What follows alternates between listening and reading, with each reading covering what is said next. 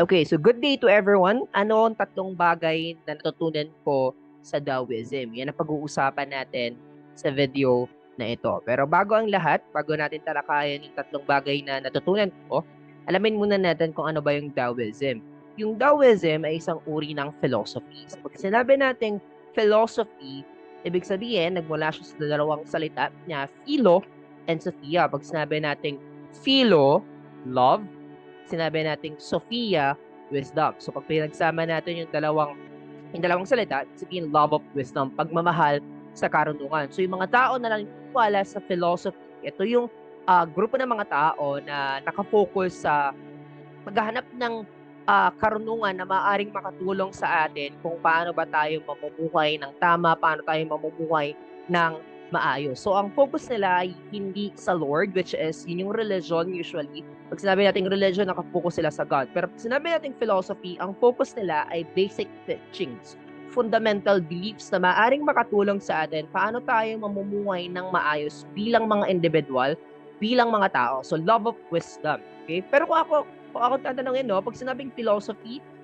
very simple lang. It means way of life. Ano yung kaparaanan na pwede nating i-apply sa buhay natin para magkaroon tayo ng maayos na buhay? So yun yung philosophy. So ang Taoism ay isang halimbawa ng philosophy, way of life, love of wisdom. Okay, so ang mga proponents or mga followers ng Taoism, tinatawag na mga Taoist, by the way, ang spelling niya, ang literal na spelling niya ay Taoism. So letter T siya. Pero base sa mga libro na nabasa ko, ang proper na pronunciation sa kanya ay Taoism. Tao. Okay, Taoism. Letter T siya.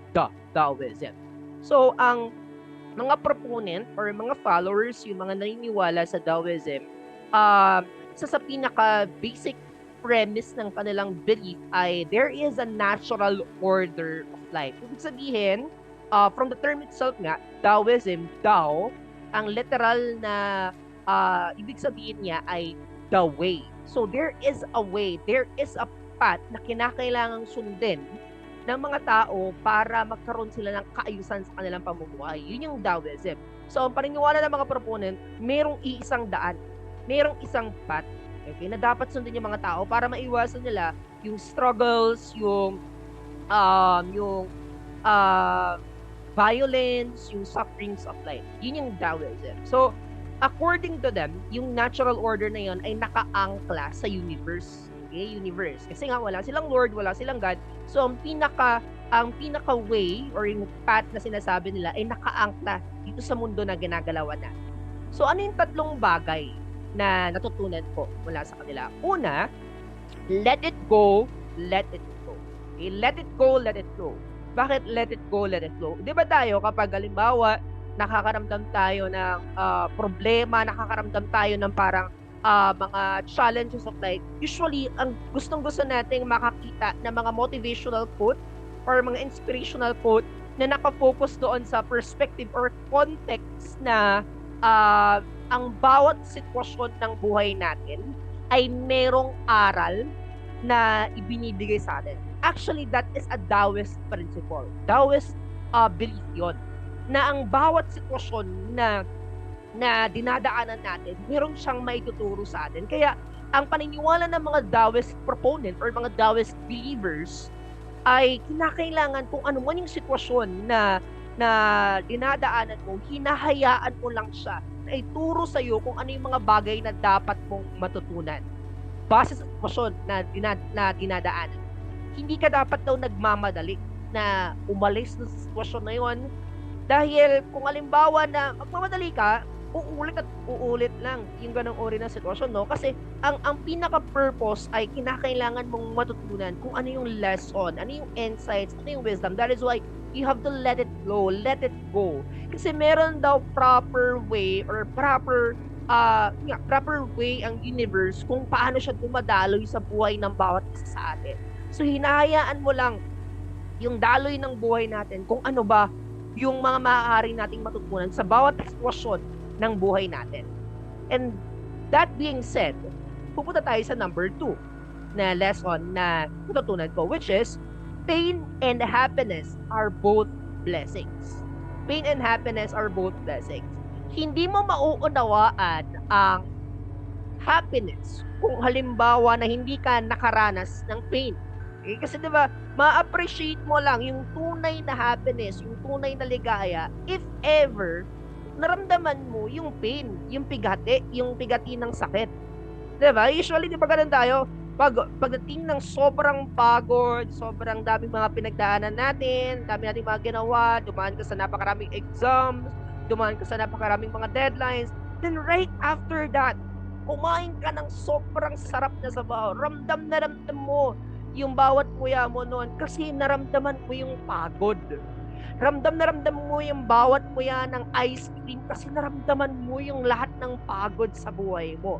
Yun yung sinasabi na pain and happiness are both blessings. At the same way, ganun din, di ba? Hindi mo mararamdaman ang pain, na pain yun, kung hindi mo naintindihan yung konsepto or yung pakiramdam, yung emotions ng happiness.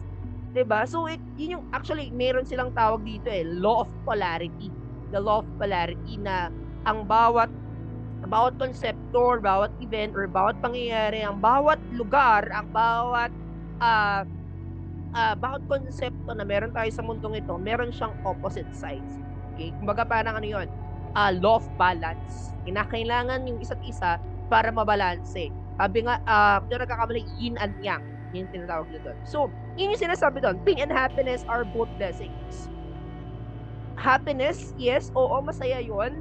Napakasarap pakiramdaman. Napakasarap sa pakiramdam na meron tayong happy situations, happy events. Pero at the same time, hindi lang naman yung happiness ang pwede magturo sa atin ng mga bagay na dapat nating matutunan. Even pain. Okay? Marami rin tayong matututunan doon sa mga bagay na yun. Pain and happiness are both blessings. That is why, number 3 lesson would be the goodness of each situation can be cultivated by our interpretation. At the end of the day, tayo ang nagbibigay ng interpretation sa kung ano man yung mga nangyayari sa buhay natin. At tayo ang magbibigay ng kung ano man yung nakasalalay sa kung ano man yung magiging interpretation natin, perception natin, sa sitwasyon na meron tayo, kung paano natin kukunin yung kabutihan, yung aral mula sa bawat nangyayari sa buhay natin. Halimbawa, pwede nating sabihin na may kasakit ka, pwede mong sabihin na, or pwede nating sabihin na grabe ang sakit-sakit naman, ang sama-sama naman ng nangyayari sa akin, nagkasakit ako, ang dami kong naranasan na ganito, ang dami kong nangyayari sa buhay ko. Pwede tayong mag-dwell dun sa thought na yun. Pwede tayong mag-dwell sa thought na ang sama ng nangyayari sa buhay ko. Pero, pwede rin namang mag-dwell tayo nun sa kabilang banda na, okay, nagkasakit ako. Pwedeng ito na yung pagkakataon para mag-exercise, para ayusin yung sarili natin, yung mga kinakain, para gawin yung mga bagay na dapat natin gawin, para ayusin yung kalusugan, yung katawan natin, mag-workout, piliin yung mga tamang pagkain na makabubuti para sa atin. Halimbawa, sa eskwelahan, bumagsak ako, pwede kang mag-dwell sa thought na, grabe ang bobo-bobo ko, ang tanga-tanga ko, hindi ako nakapasa. Hindi ako makakuha, hindi ko magawa yung ginagawa nila. Or pwede ka namang mag-dwell doon sa perspective na, uy, ito ay pagkakataon para mag-improve ako. Para sipagan ko lalo.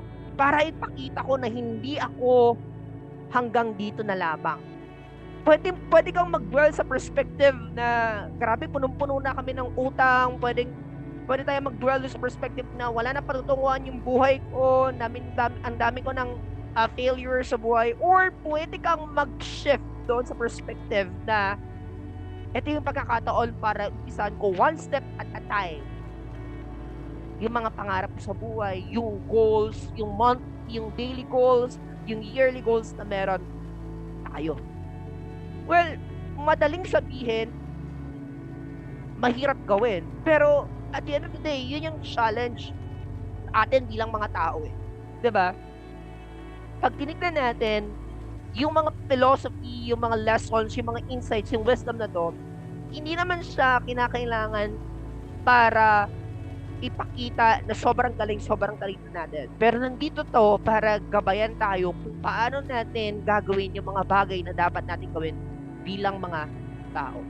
So yun yung tatlong bagay na natutunan ko sa Taoism. Let it go, let it flow. Pain and happiness are both blessings. And in every situation, nakasalalay sa atin kung paano natin i-cultivate yung goodness na pwede nating makuha sa bawat sitwasyon sa buhay natin.